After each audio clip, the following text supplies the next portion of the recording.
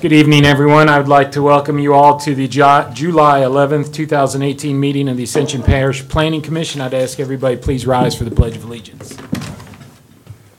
I pledge allegiance to the flag of the United States of America and to the republic for which it stands, one nation, under God, indivisible, with liberty and justice for all. All right, the record will note that all members except Mr. Chasson are present tonight. Can we get a staff introduction, please? Stacy Webb, Secretary for Planning and Development. Jerome Fournier, Director of Planning and Development.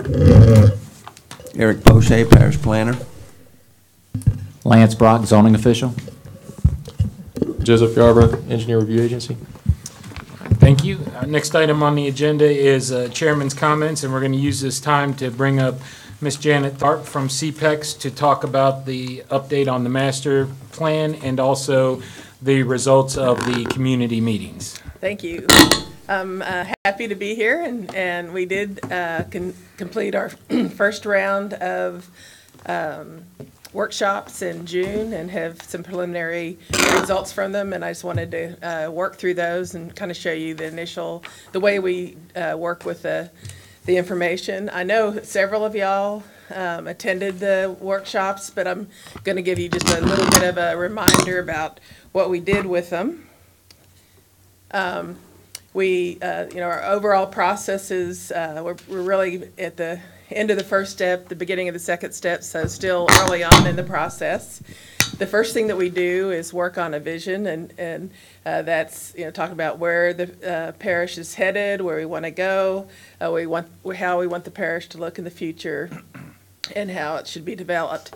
In getting ready for the workshops, we worked with the Capital Region Planning Commission, and they had done, as part of their regional transportation plan, they've done projections for all of the parishes in the region. And in the next 20, 30 years, the Ascension's projected to grow by about 65,000 people and 66,000 jobs. So, that's just a projection, but that kind of gives us a ballpark of figuring out what might occur here. And so the question is, how do we accommodate that growth, and what kind of neighborhoods do we want and need, and also can we accommodate the growth? So the planning exercise, the workshop, helped us start looking at those types of issues. That workshop focuses on land use and development patterns, and people work around tables to come up with ideas for the future, and then they each present them to the group. We start with a base map, and then we had chips and we gave each table enough chips to accommodate that 66,000 new residents and the 65,000 jobs. And the chips were everything from industrial, business park, down to large lot rural housing. So there was a big variety of stickers. And the one thing that everyone had in common is that no one can use all the stickers. There's an awful lot of stickers needed to go down on that map to accommodate all of that growth. We had people show us in the green markers where areas they wanted to protect, where they thought new roads or road improvements should be, bike trails and transit. And then, as I mentioned, people shared their ideas with the group, and people had a lot to say. We took lots of notes, and it was really a great exercise as far as hearing what people thought needed to happen in the parish and what issues they saw. So we took all of those maps back to our office and digitized and looked at all of them. We have all of the comments from them. And some of the really big themes that came out were from just about all the tables we talked to was that there's infrastructure issues, there's function issues and repair needed, drainage, sewage issues, outdoor recreation needs, and there was a fair amount of areas where people said needed to protect some of the natural areas that are such an asset to the parish. So our first workshop that we had was in Prairieville at Oak Grove Primary, and some of the key topics that came out of that was transportation infrastructure, drainage, sewage, recreation, and a large group of people saying we need to have the infrastructure before additional development occurs. Some of the, let's see, some of the map notes that came out were about drainage and stormwater, wetland protection, access to nature and multi-use paths, and then needing connections, more connectivity in the transportation. And then some of the table notes that were repeated were that the roads are in bad shape, there's concern about development and density, and there's preference for small lot subdivisions. And we had, I think, about 8 to 10 maps at this one. I'm just going to show a couple of them because I don't want to go through all of them. And then I'm going to show you how we put them, all the information together once I run through a few of these. So there was a whole range. There was, this was probably a mid-range table that had some, some stickers on it. This had a few more. People generally focused more growth on the West Bank, which makes sense since there's such a large amount of open land there. And then this table decided not to put anything down. So we had a range from no stickers all the way to a lot of And these people did make some map notes, and their notes were needed roadway improvements, moratorium on development, tax money to fix roads, and protect trees. Then the next meeting was at Lamar Dixon, and some of the key topics out of that workshop were green space and preservation, need for more connectivity, daily, weekly services within walking and biking, to reduce car travel, recreation, and infrastructure before development. And some of the key map notes were development concerns, and having supportive infrastructure, preservation of natural areas, and improve the infrastructure. And then we also, so the difference between the map notes and the table notes are people wrote things on the maps, and then we also took notes by hand. So the other notes were widen highways, more and new industrial jobs to bring taxes, and we needed more development or new development in Donaldsonville. So the maps that came out of there, this are just 3 of them, show a range of development. And then the 4th workshop was in Donaldsonville at LOWERY Elementary. And the issues there were green space and preservation, new schools, West Bank has been overlooked. And we really, while there's a desire to have new industry there, really needs to be separation between industry and residential uses. There's a need for facilities that cater to children and daycare, like daycare, schools, and activities. The West Bank has a lot of developable land, and there's a desire for increased amenities and services. Some of the key table notes were need to separate land uses, especially the industrial and residential land uses, connect the West Bank to the rest of the parish better, and infill in Donaldsonville. And while our plan doesn't cover Donaldsonville, there were some comments about Donaldsonville as well. So people there, a couple of the maps were primarily just on the West Bank, but then there were also some ideas for some of the other areas as well, but they mostly focused on the West Bank. So then what we can do we put all this into our GIS system, and so it allows us to start looking, we combine all of the map, the information on the map. So if you take all of the places that people said neighborhood hubs should occur, this is where they are. And so you can start seeing patterns of where people think different types of uses should occur. And again, we're looking way out into the future in the next 20, 30 years. So business parks, and we have these for all of the different stickers. I'm not going to show them all.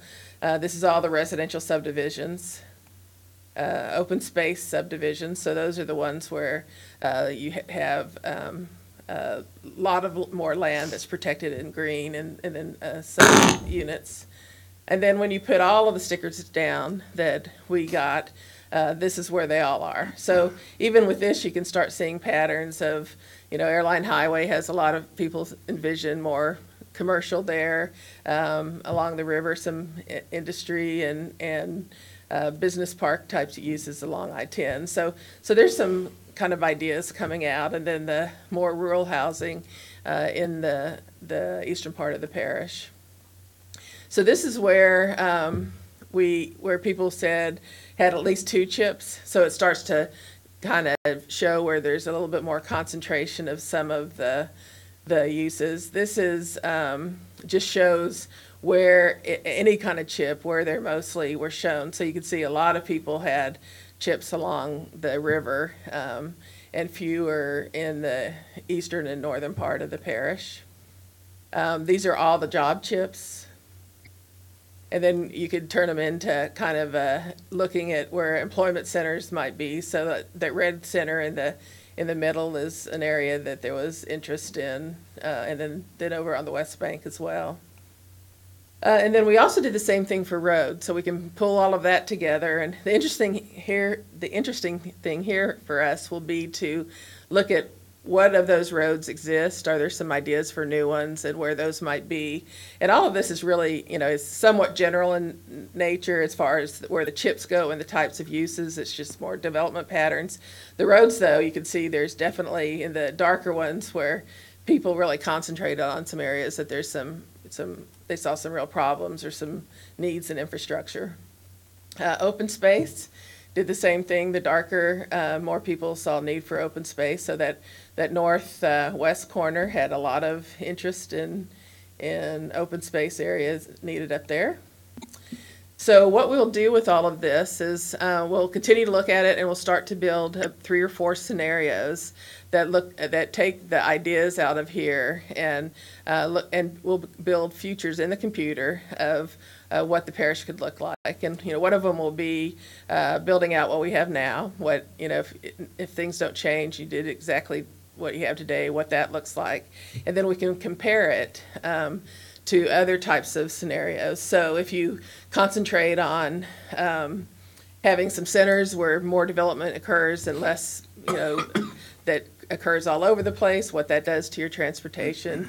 And we can run those models and come out with indicators that will tell you what the differences are between each of the scenarios. So we can tell, which scenarios have accommodate the least and the most population, how much walking in the parish would increase or decrease with different scenarios, transportation costs, tax revenues, and that kind of thing.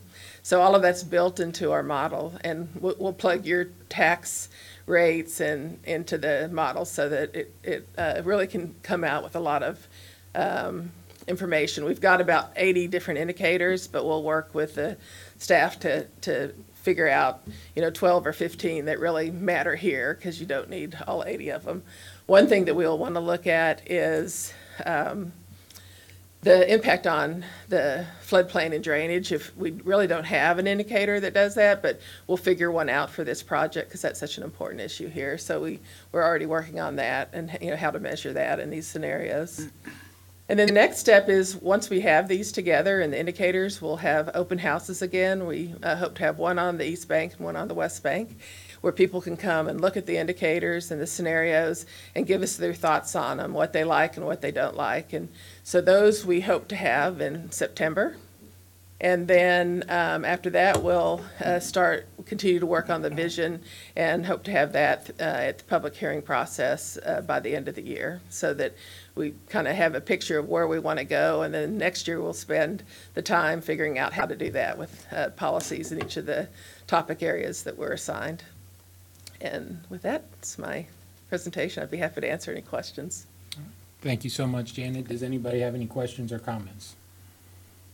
All right, None. thank you. It's very, Thanks. very thorough, and a lot of good work, a lot of good efforts going into that. Thank you so much. All right, moving on to number 7, general business. Number 8 is approval. We have 2 sets of minutes to approve. The first one is from the May 9th, 2018 Planning Commission meeting. That the lawsuit that had been holding Matt. those up has been dismissed. That's somebody for public comment. Oh, I'm sorry. Okay, we'll go back to item number 6 then. Who's here to speak on the public comment? Catherine Goppold. Ms. Coppell?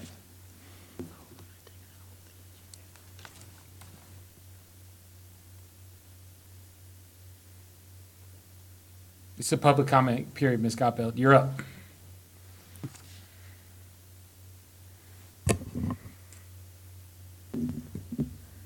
Good evening. Good evening.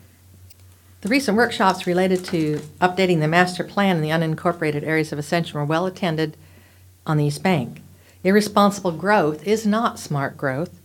Ascension has been irresponsible in their growth over the past 20 years by failing to utilize our current master plan principles, chiefly guiding principle number 2, which states that the commission should discourage growth where the infrastructure is inadequate. Gonzales has recently adopted a master plan with higher densities and more urbanization. They are a city and have infrastructure that can grow with this development. The people outside the cities do not want higher densities or urbanization, nor is this suitable for areas without adequate infrastructure. Today, the message from citizens attending these workshops is loud and clear: infrastructure first. Not just infrastructure improvements concurrent with development. Infrastructure must be the number one priority. The irresponsibility falls squarely on the shoulders of this commission. As Ascension has grown without adequate infrastructure, problems are increasing. With a population of almost 120,000, it's inconceivable that our officials continue to encourage development without adequate infrastructure. But this is where we are. Is it any wonder that people in Ascension have lost trust in the government? Citizens do not trust that those making these most important decisions will change irresponsible development in the future as long as infrastructure continues to take a back seat. Yes, people have a right to develop their property, but not to the point of jeopardizing the health, safety, and welfare of others in the community. That's principle number 1 in your current plan, which you consistently ignore. Having a plan means nothing if you fail to apply it. Talking about problems and forging ahead with development without taking steps to address the infrastructure deficits is madness. We need commissioners who will follow our current laws. Any update for land use must address infrastructure concerns before future development is allowed to proceed. This is responsible decision-making. The people want nothing less. The fact that a few select individuals, called, quote, stakeholders, are meeting behind closed doors to discuss the plan is troubling. The public is not allowed to attend, and there are no minutes of these meetings recorded. This gives the perception that you are hiding something from the public. Thank you for your time. And I'd ask that these comments be placed in the public record. Very well. Is anybody else signed up to speak in the public comments on any agenda item? Teresa Robert. Thank you, Ms. Robert. All right, moving on then to item number 8. We first have item number 8A, approval or denial of the minutes and written decisions of the May 9th, 2018 Planning Commission meeting. Do I have a motion on that? So moved. Movement by Mr. Dugas, second by Mr. Schexnayder. All in favor? Aye. Any in opposition? Hearing none, the motion passes. Item 8B, approval or denial of the minutes and written decisions of the June 13th, 2018 meeting. So moved. Motion made, second by Mr. Christie. All in favor? Aye. Any in opposition? Hearing none, motion passes.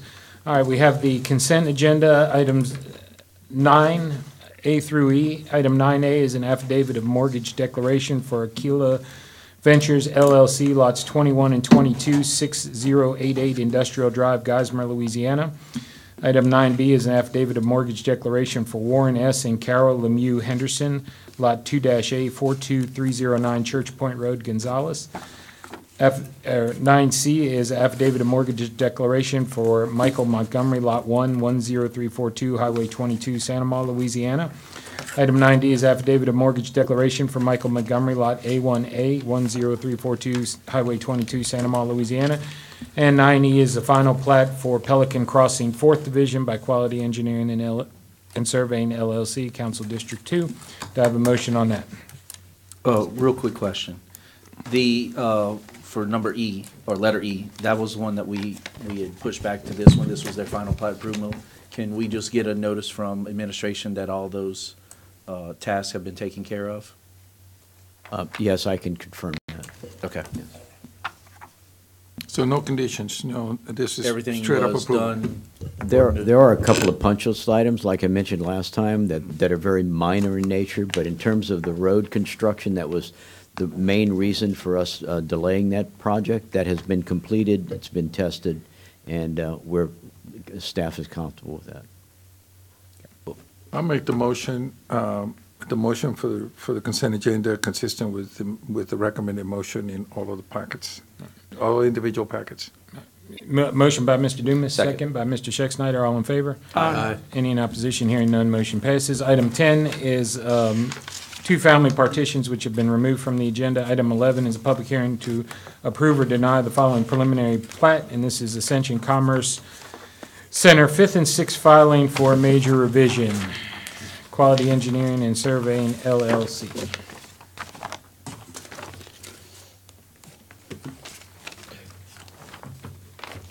Good afternoon, Mr. Chairman of the Commission. My name is Derek Murphy, Quality Engineering and Surveying.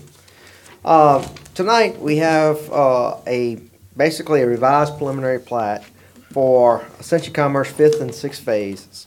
This preliminary plat was approved some time ago by this commission, and in nature, it is an industrial subdivision. It kind of follows the same thing as a residential. In this particular case, a lot of these tracts were 15 and 30 acres and beyond, just because of the nature that it's industrial. What had happened was, with the marketplace, they need smaller industrial lots, do smaller warehouses and that kind of stuff. So this major revision is just to add a small street on it, Lyle Drive, and reconfigure some of the lots.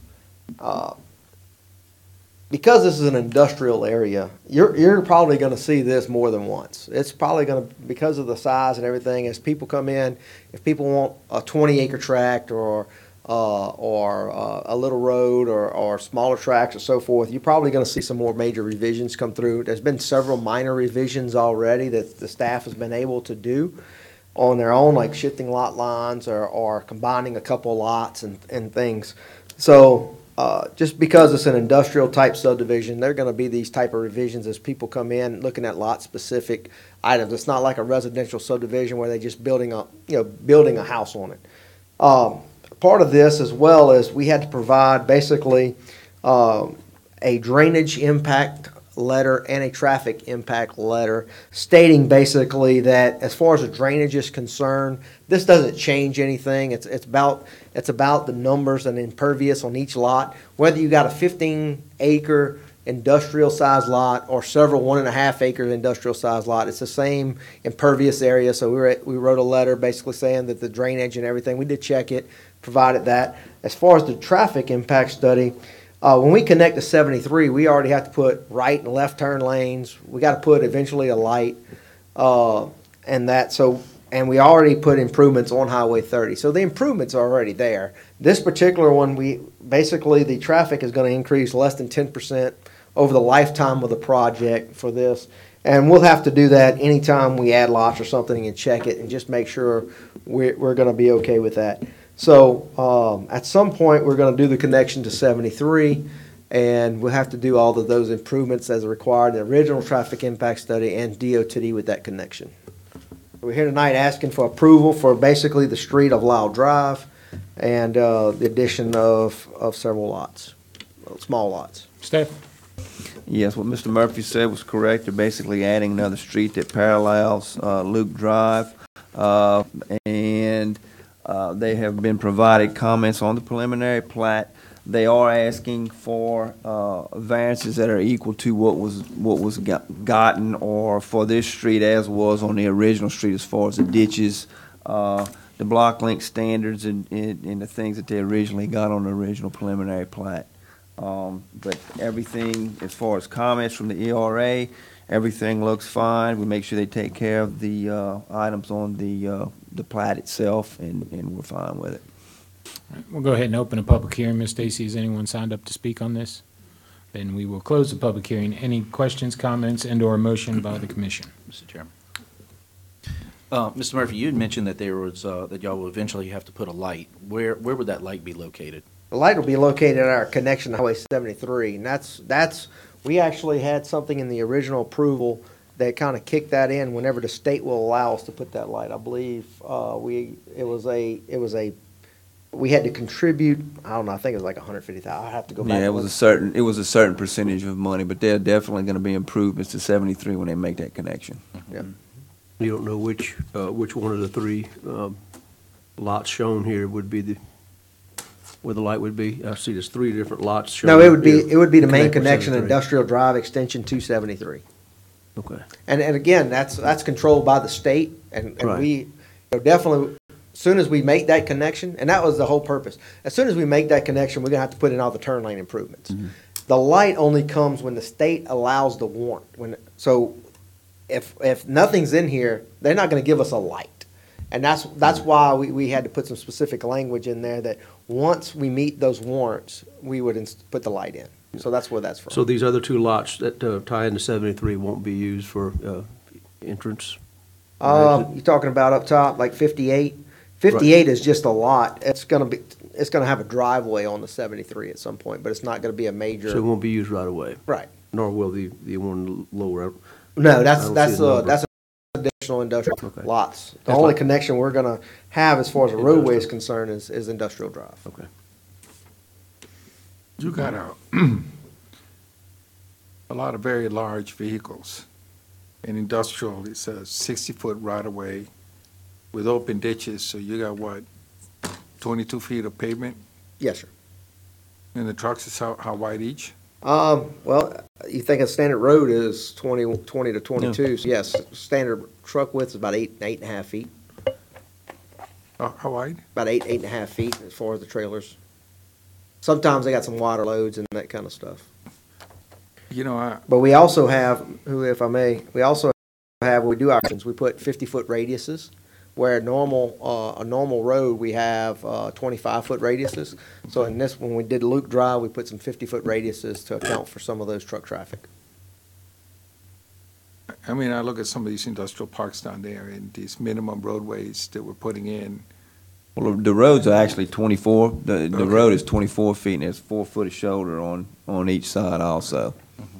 Yeah, with a 4-to-1 slope. Truck gets on that 4-to-1 slope, it's rolling over. Well, yeah, but I mean, that's, like you said, they got the 50-foot radii going into the roads. I'm just saying that some of these get to the point where they're so congested you can't even drive in and out of them. So, you know, I can see this subdivision expanding throughout this and ending up awfully congested. So you might think in the future that Industrial Drive may have to be a bit bigger from a planning perspective. Okay.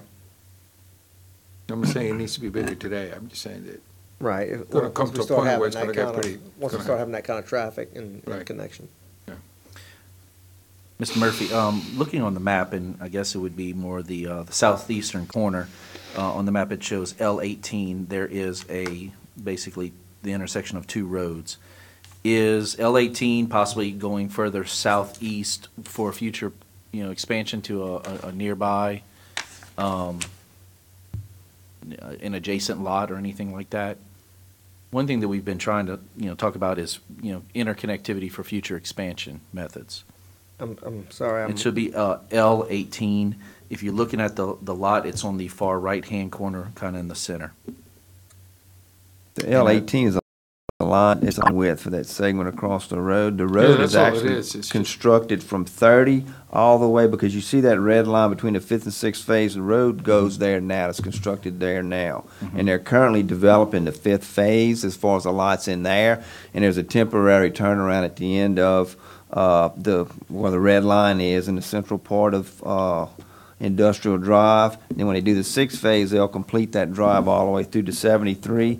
The one going south from L18, Luke Drive, that's currently in. Those lots are currently configured. That street's currently in, and the one they're going to build is going to parallel that just to the west. It's going to be Lyle Drive. Yeah, I see L8. Yeah. L18 is the designation of the width of the right-of-way. Well, Right, no, I was that's a just lot using, number. I was just Yeah. using that Right. as a indicator of where I was pointing to, but Yeah, if so- you look at how the site is, from an overhead look, if it continues to go that southeastern direction where it hits toward 30 or whichever else, is that possibly going to be used for expansion or anything like that? No, That's what I was just curious. those lots like 16B, 17A, and 16A are all sold already. Okay.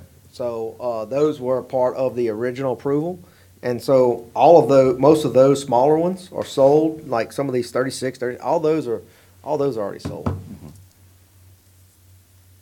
So it comes a time where we really don't have any control over some of the 5th phase already. Okay. Mr. Chairman, I move we approve the project. I'll second it. Yeah, motion by Mr. Furman, second by Mr. Dumas. All in favor? Aye. Any in opposition? Hearing none, motion passes. Item number 12 is staff report. Thank you. Staff has no report today. Item number 13 is engineering staff report. Engineering staff has no report. And item number 14, motion to adjourn. So moved. We will be adjourned. We'll come back in a minute or two for the zoning meeting.